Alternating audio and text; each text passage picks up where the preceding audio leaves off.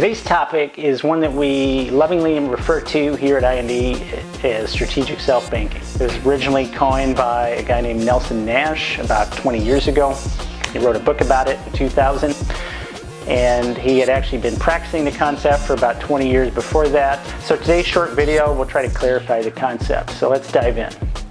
Strategic self-banking, also known as infinite banking, coined by Nelson Nash, is really about taking a whole life policy and maximizing the cash value in it.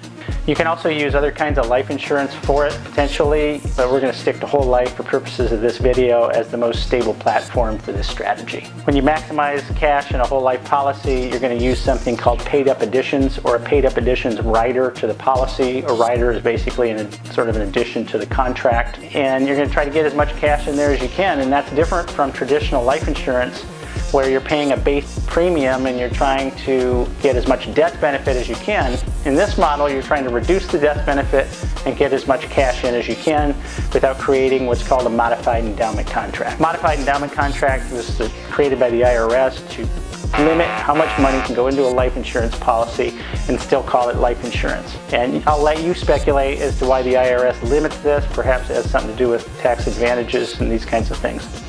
So let's talk about a few more things that are really critical when you're talking about strategic self-banking. One is, philosophically, you're treating life insurance as an asset.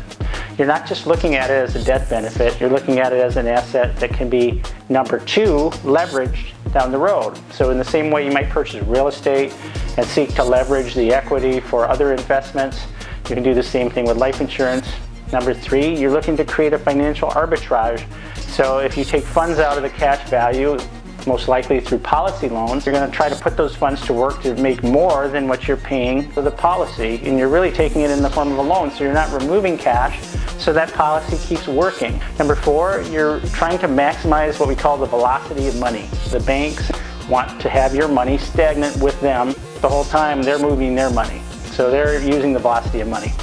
Number five, tax advantages. Tax advantages are critical. You get them through the payment of dividends when you use a participating whole life policy from a mutual company.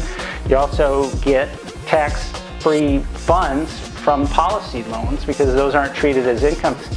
And the entire cash value of the policy grows tax deferred, so yet you have another tax advantage. It's not tax-free, it's tax-deferred. Those are different things. This strategy is used to leverage your policies. Not only do you have a death benefit, but you can pursue all kinds of other, perhaps higher risk opportunities. We'll talk about this being a safe bucket. Each one of these 5 areas will be the topic of a future video. Speaking of future videos, we love to be liked, so if you'd like to like us, subscribe and click the bell for notification. Love to hear from you concerning any topics related to life insurance, estate planning, wealth building, wealth protection, tax planning, asset protection, long-term care, and everything in between. So with that, we thank you for stopping by, and we will see you in the next video.